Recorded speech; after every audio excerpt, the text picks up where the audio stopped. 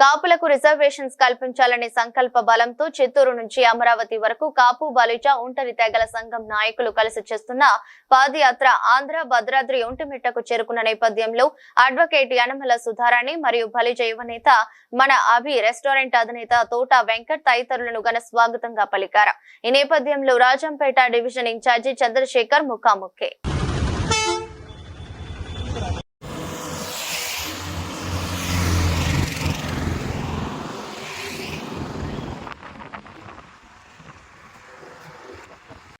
ప్రస్తుతం మనము కొందరు ముఖ్య నేతలతో సమావేశమయ్యాము.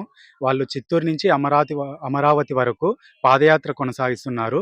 వారి ముఖ్య లక్షణం దేనికోసం అనేది పాదయాత్ర చేస్తున్నారో వారి యొక్క మాటల్లో మనం కనుక్కుందాం. సార్ చెప్పండి, మీరు చిత్తూరు నుంచి అమరావతి వరకు పాదయాత్ర చేస్తున్నారు కదా, మీరు దేనికోసం చేస్తున్నారు? ప్రస్తుతం కూటమి ప్రభుత్వం ఆంధ్రప్రదేశ్లో పరిపాలన సాగిస్తుంది. మీరు ఏ ఉద్దేశంతో, ఏ యొక్క లక్ష్యంతో మీరు పాదయాత్ర అనేది చేస్తున్నారు? ముందుగా మీడియా మిత్రులకు నా నమస్కారం. నా పేరు ప్రసాద్. నేను ఒంగోలు నుంచి వస్తున్నాను. నేను తరతరాలుగా కాపు, బలిజ, ఒంటరి, తెలగ, కులం, ఉపకులాలు అందరూ కూడా పడుతున్నటువంటి బాధల్ని, నైతికంగా ఎంత వెనకబడిపోయారనే విషయాల్ని నేను బాగా అవగాహన చేసుకొని వాళ్ళ గురించి స్టడీ చేసి, నా వంతుగా నేను కూడా నా కులానికి ఏదో ఒక సేవ చేయాలి, నా జాతికి నేను ఏదో ఒకటి అందించాలన్న ఉద్దేశంతో నేను ఈ యొక్క పాదయాత్రని ఏర్పాటు చేసుకున్నాను. అయితే మనం ఆల్రెడీ కూడా జీవో నెంబర్ 30 ప్రకారం బీసీలో ఉన్నప్పటికీ కూడా ఆ జీవో నెంబర్ 30 అమలుపరచుకోవడానికి ఎందుకు ఇంతకాలం పడుతుందో నాకు అర్థం కావట్లేదు. ప్రభుత్వాలు మారుతూ ఉన్నాయి, నాయకులు మారుతూ ఉన్నారు. కానీ వాళ్ళందరికీ కావులు మోసినటువంటి మాకు మాత్రం ఎటువంటి శాశ్వత పరిష్కారానికి నోచుకోకుండా మేము ఇంకా కూడా బానిసల్లాగా వాళ్ళకి కేవలం ఓట్లేసేదానికి మాత్రమే ఒక యంత్రంలాగా పనికొస్తున్నాం అనేది వాళ్ళ చూపు వైఖరిని చూస్తుంటే అర్థమవుతా ఉంది. అయితే ప్రతి ప్రభుత్వం మేనిఫెస్టోలో కాపుల గురించి, బలిజల గురించి ఏదో ఒక పాయింట్ ఉంటుంది.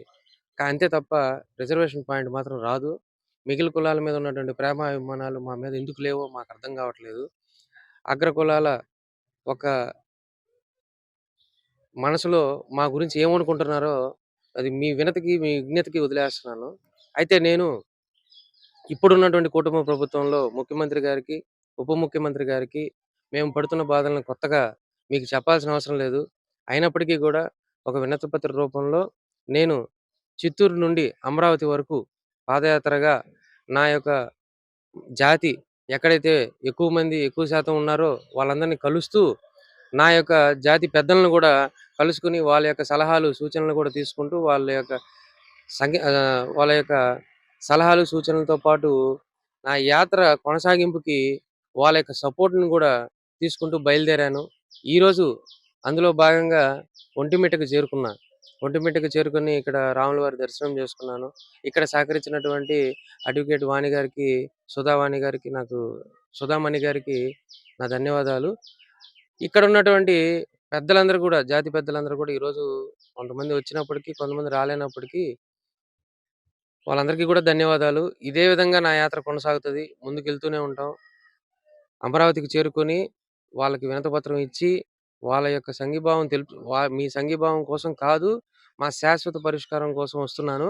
అయితే ఒంటిమిట్ట రాముల వారి సాక్షిగా చెప్తున్నా, ఈరోజు ఈ రాష్ట్రంలో ఈ రిజర్వేషన్స్ గురించి ఇదే చివరాఖర ఉద్యమం కావాలా, నేనే చివరాఖరి వ్యక్తిని కావాలా, ఇంకెవరు కూడా మాకు ఇది కావాలి అని రోడ్ల మీదకి వచ్చే అవకాశాన్ని ప్రభుత్వం ఇవ్వదని కోరుకుంటా ఉన్నా. ఇంతటితో మాకు శాశ్వత పరిష్కారం రావాలని కోరుకుంటా ఉన్నా. ధన్యవాదాలు. మీరు మొత్తం ఎంతమంది చిత్తూరు నుంచి అమరావతికు పాదయాత్ర చేస్తున్నారు?